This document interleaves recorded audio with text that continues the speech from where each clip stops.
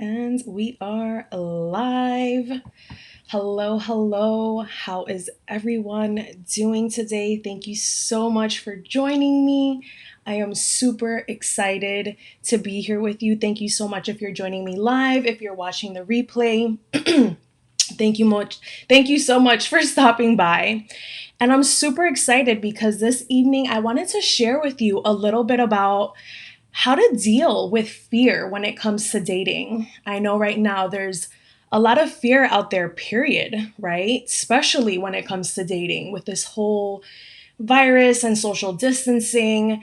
But that's not the only fear, right? There's also the fear that creeps into your mind, that creeps into your doubts and, getting hurt again. So I wanted to talk today about how to deal with fear while you're dating. So thank you so much for those that are joining me. And if you're watching the replay, thank you so much. My name is Christina Abad. I'm a love and relationship coach, and I help driven and ambitious women attract the right partner for a healthy and lasting relationship. And hey, and tonight I wanted to talk about fear because let's get honest, fear is real and fear can be paralyzing.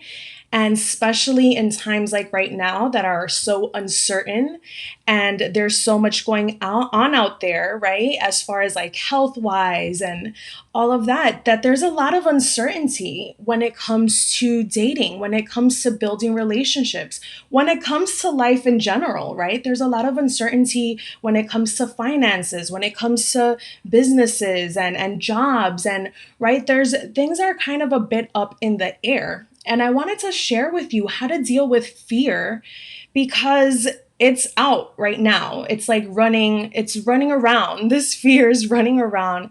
And I don't want it to take over your lives, especially for my ladies that are looking to date and are really looking to connect with someone on a deeper level. Hey, Chelly, thank you for joining. And I wanted to talk about how it's so interesting when fear kicks in for you to believe like the worst case scenario. I was having some conversations yesterday. Yesterday, there were more like conspiracy theory conversations. And then today, with my clients, we were having conversations about dating and relationships. And it's interesting because when it comes to life in general, it's so interesting how it's easier to believe the worst case scenario. Like one is so ready to accept and believe and kind of feed into like the worst case scenario. And that goes for relationships as well, right? Like when you're dating, you're already thinking about all the ways that it could go wrong. You're already thinking about all the ways that it's already like doomed, right? That you don't even give yourself a chance. And I wanted to share with you tonight because that's all stemming from fear, right? Whether it's fear of being disappointed again, whether it's fear of once again being hurt, of once again feeling abandoned, of getting your hopes up and then it not working out, your fear of getting ghosted, right? Fear of rejection. Like all of that is so valid, right? Because hey, let's be honest, like we've all gone through it at some point, right? In our relationships, in our lives.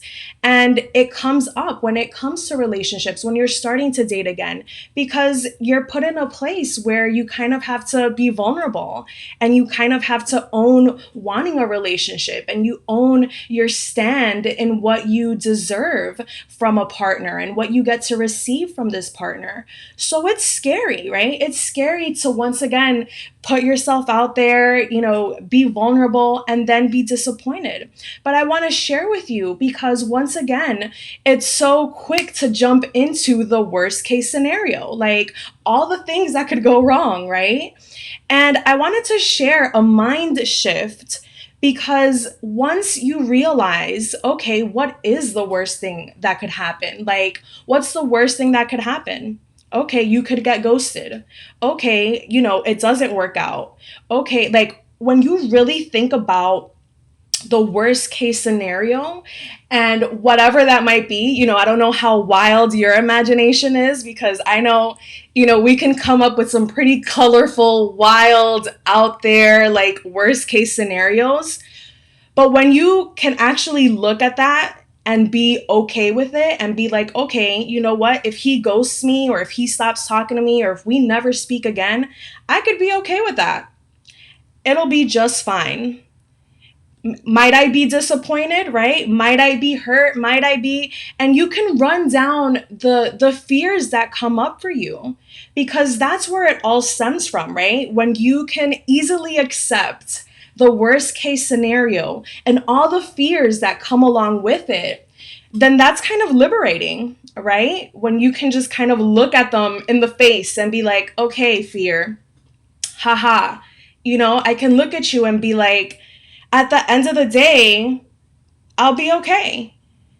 And then you can start thinking about best case scenarios, right? Once you clear that out, once you can shift that and kind of look at it in the face and be like, okay, so if it was the worst case scenario, how would I handle this? And then find it in yourself to be okay with whatever that is. It's just liberating, right? You become empowered to think about, okay, well, now that that's out of the way, what are all the amazing things that could be? What are all the great possibilities that could come of meeting someone that's genuinely there to support me, that's there to really get to know me and wants to be a part of my life and wants to know about my day and is, attentive and those are all the ideas that now you're living in a different space, right? Now you're living in the space of possibility instead of the space of fear and of doom and like worst case scenario.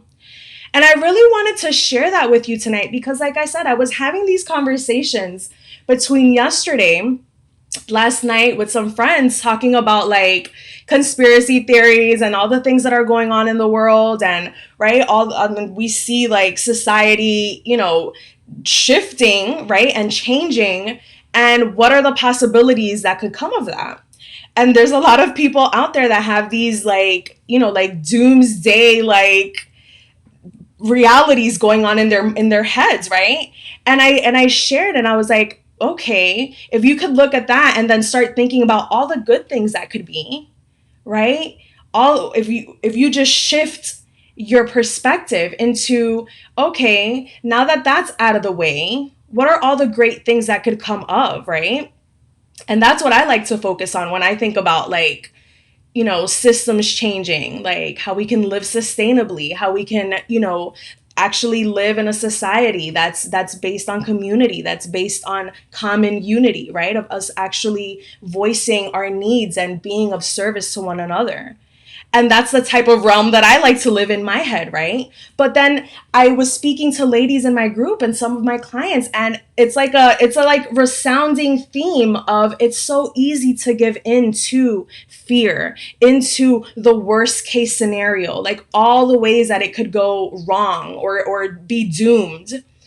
And once again, if you can shift that perspective into, okay, looking at it in the face and being like, okay, so that is a possibility, but then there are so many others. And there's so many others that feel better, that sound better, that would make you, right, happier.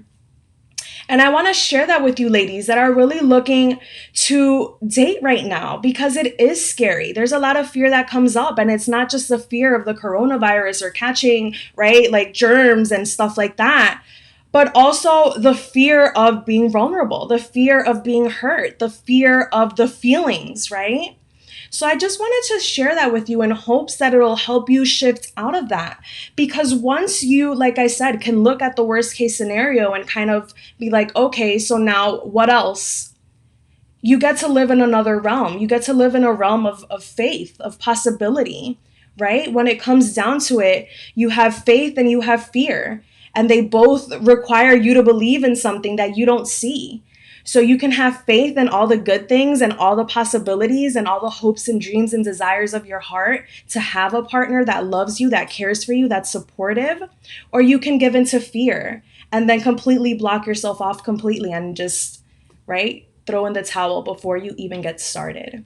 So I just wanted to share that with you. I know, like I said, fear is real, but we have to either choose to live by fear or to live by faith, right? You can choose fear, you can choose love. And I think we all know that at the end of the day, love is worth it, right? going through all of that to, at the end of the day, feel loved, feel cared for, feel supported is so worth it. So I just wanted to share that with you once again in hopes that it'll help you shift out of the fear and start living more by faith, start living more in the realm of possibilities, of all the amazing things that could happen for you when you open yourself up to date, when you start really vibing with the right people, the guys that are really looking to get to know you, that wanna, right, have fun and get to know you and really build something genuine and make deep connections. So once again, if you need support with this, feel free to reach out. I'd love to share some ideas that could help you out with that. And I hope that this idea, this mind shift of shifting out of fear into faith is really of service to you, especially like I said, right now when we're living in such uncertain times. So, with that said, tonight is a new moon. So, it's all about setting intentions. For any of you that are not really into astrology, that might sound like mumbo jumbo. But I'm actually learning more and more about it now. But new moon is all about setting new intentions. So, set those new intentions to break out of fear, to step into faith, and really go for the love that you deserve. So, with that said, have an amazing night. I'm going to go catch the new moon, and I will see you soon. Bye.